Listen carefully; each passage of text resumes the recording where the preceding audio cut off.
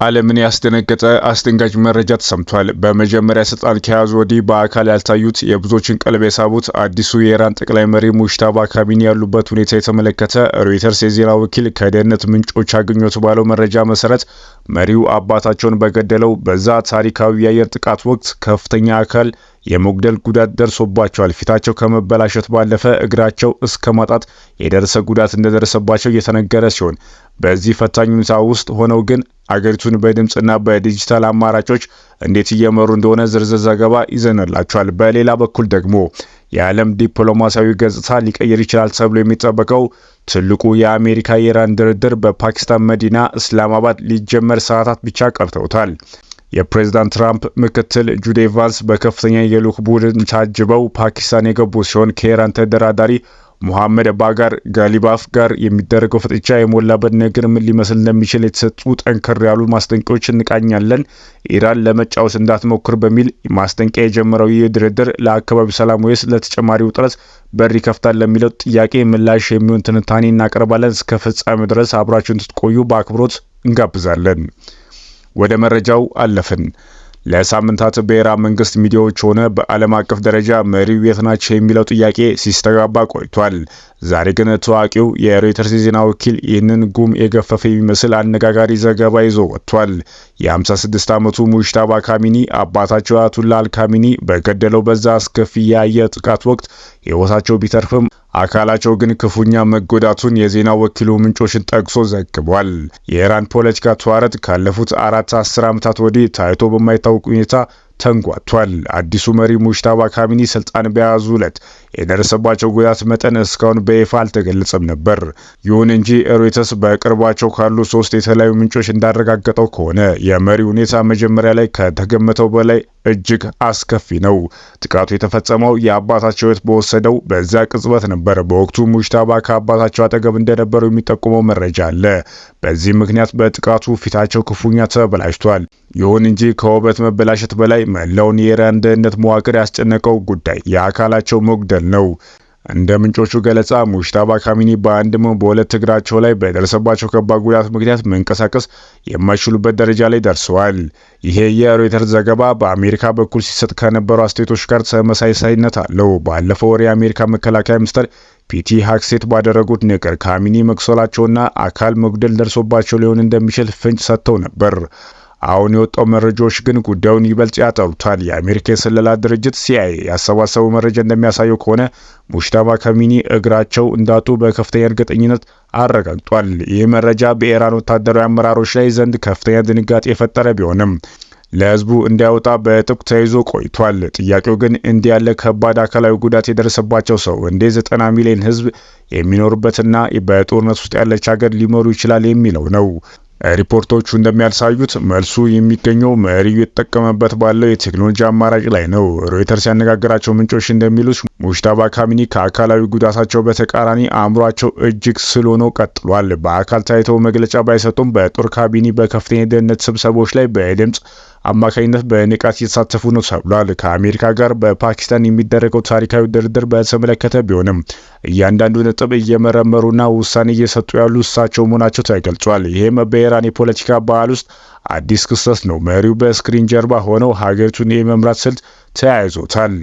የኢራን መንግስት እስካሁን ጉዳቱን በይፋ ባያምንም በቴሌቪዥን ጣቢያ በሚስተላልፏቸው ዘገባዎች ላይ ግን ፍንጮች መስጠት ጀምረዋል። በኢራን ባል ጃምባዝ የሚባል ቃል አለ። ይህ ቃል በጦርነት ወቅት አካላቸውን ለሰጡ ወይም ከፍተኛ ጉዳት ለደረሰባቸው ጀግኖች የሚሰጥ የክብር ስም ነው። የኢራን መንግስት ቴሌቪዥን ሰሞኑን ስለ አዲሱ መሪ በሚያወሩበት ወቅት ይህንን ቃል በተደጋጋሚ መጠቀሙ መሪው አካል የመጉደል አደጋ እንደደረሰባቸው ለህዝቡ ቀስ በቀስ ለማሳወቅ የተደረገ ዝግጅት እንደሆነ ተንታኞች ይናገራሉ። ሙጅተባ ካሚኒ ስልጣን የተረከቡት አባታቸው በተገደሉበት እጅግ አስቸጋሪ ወቅት ላይ ነው። አሁን የወጣው የአካል መጉደል ዜና በኢራን ውስጥ ባሉ የፖለቲካ ቡድኖች መካከል ምን አይነት ተጽዕኖ ሊፈጥር ይችላል የሚለው ሪፖርት ብዙዎችን እያጠያየ ይገኛል። ይህ ትልቅ ጥያቄ ነው። በኢራን ህገ መንግስት ልምድ መሰረት ጠቅላይ መሪው ሀገሩን ለመምራት የሚያስችል አካላዊና አእምሯዊ ብቃት ሊኖረው ይገባል።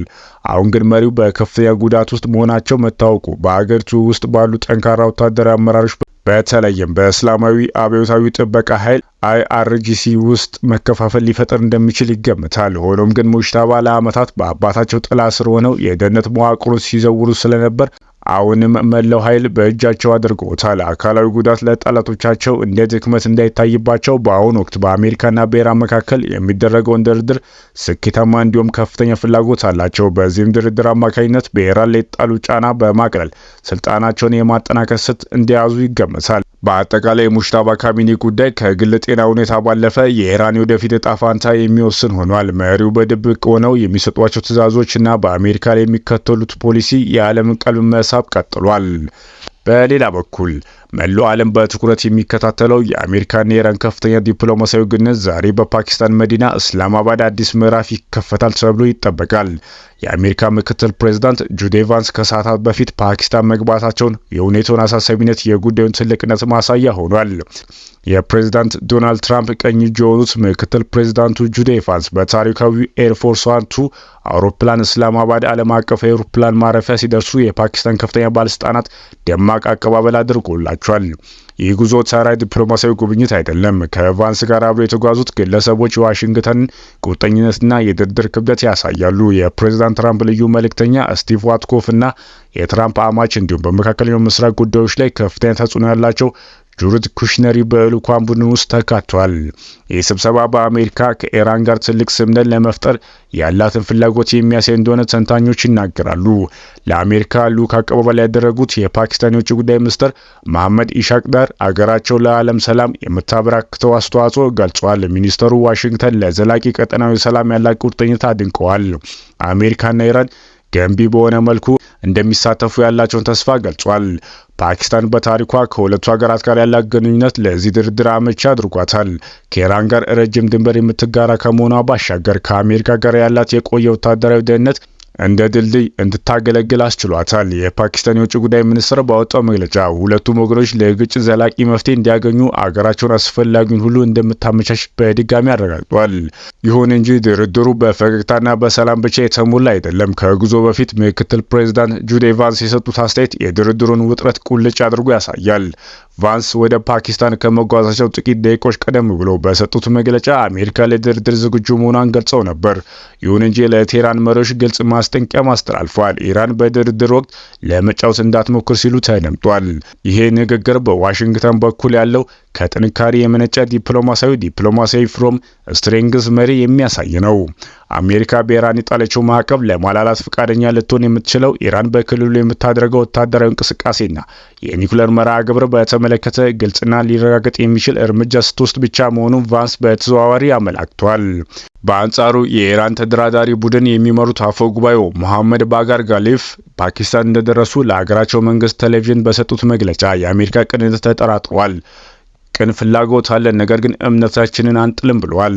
ብሎም ኢራን ከዚህ ቀድሞ ከአሜሪካ ጋር በነበራት የድርድር ልምድ ያገኘችው ክሽፈትና የቃል ኪዳን መሰበር መሆኑን አስታውቋል። በተለይም እንደ አውሮፓውያን አቆጣጠር በ2015 የተፈረመው የኒውክሌር ስምምነት በአሜሪካ በኩል መፍረሱ ለዚህ ጥርጥራቸው ዋነኛ ምክንያት መሆኑን ገልጿል። በመጀመሪያው ክፍላችን እንዳየነው አዲሱ የኢራን መሪ ሙጅተባ ካሚኒ በአካል ጉዳት ውስጥ ናቸው። ይህ ሁኔታ በድርድር ጠረጴዛ ላይ ምን አይነት ተጽዕኖ ይኖረዋል? በጣም አስፈላጊ ነጥብ ነው። ምንም እንኳን ሙጅተባ ካሚኒ በፓኪስታን ባይገኙም ተደራዳሪ እያንዳንዱ እርምጃ የሚወስዱት ከካሚኒ በሚመጡ ቀጥተኛ ትዕዛዝ ነው ብሏል። ሮይተርስ እንደዘገበው ሙጅተባ ከአሜሪካ ጋር የሚደረገው ድርድር ስኬታማ እንዲሁም ከፍተኛ ፍላጎት አላቸው። ምክንያቱም የኢራን የኢኮኖሚ ማዕቀብ ምክንያት ክፉኛ ተጎድቷል። መሪው አዲስ እንደመሆናቸውና በአካልም ጉዳተኛ በመሆናቸው ስልጣናቸውን ለማጠናከር የህዝብ ተቀባይነት ለማግኘት የኢኮኖሚ ማሻሻል ያስፈልጋቸዋል። ስለዚህ አፈ ጉባኤውን ወደ ፓኪስታን የላኩት ጠንካራ መስለው እንዲቀርቡ ቢሆንም ውስጣዊ ፍላጎታቸው ግን የተወሰነ ስምምነት ላይ መድረስ ብቻ ነው። በሚቀጥለው ሰዓታት በሚጀምረው ንግግር ላይ 3 ዋና አጀንዳዎች እንደሚጠበቁ ከዲፕሎማቲክ ምንጮች ሰምተናል። አንደኛውና ዋነኛው በመካከለኛው ምስራቅ እየተካሄደ ያለው ጦርነት እንዲቆምና በአሜሪካና በኢራን ጫና ተደርጎባቸዋል። ሁለተኛው ኢራን የኒውክሌር መርሃ ግብሯን ለፍተሻ ክፍት ካደረገች አሜሪካ ኢኮኖሚ ማዕቀብ በደረጃ ለማንሳት ቃል ገብታለች። ሶስተኛና የመጨረሻው ኢራን በክልሉ ያሉትን አማጺ ቡድኖች የምታደርገው ድጋፍ እንድትቀንስና አሜሪካ ትጠይቃለች። ይህ ድርድር የሰላም መጀመሪያ ወይስ የጥል ማጠናከሪያ እንደሚሆን የሚወስነው በጁዲ ቫንስ ቁርጠኝነት በሙጅተባ ካሚኒ ስልታዊ ውሳኔ ይሆናል። በእርግጥም የዛሬው ቀን ለዓለም ፖለቲካ ትልቅ ታሪክ የሚጻፍበት ነው። በአንድ በኩል አካል የጎደላቸው ግን አእምሯቸው የነቃው የኢራን መሪ፣ በሌላ በኩል ደግሞ ወጣቱና ተስፈኛው የአሜሪካ ምክትል ፕሬዝዳንት ጄዲ ቫንስ የሁለቱ ወገኖች ፍጥጫና ድርድር ውጤት የዓለም የነዳጅ ገበያን የቀጠናውን ጸጥታ በቀጥታ ይነኳል። ክቡራትና ክቡራን ተመልካቾቻችን በፓኪስታን የሚደረገው ድርድር ውጤትና ሌሎች አዳዲስ መረጃዎች እንደደረሰን ወዲያውኑ ይዘንላችሁ እንቀርባለን። ለነበረን ቆይታ አመሰግናለሁ። ሰላም ቆዩ። ለዚህ ቻናል አዲስ ከሆናችሁ ላይክ፣ ሼር፣ ሰብስክራይብ በማድረግ ዕለት ዕለት ፈጣንና ታማኒ መረጃ ያገኙ።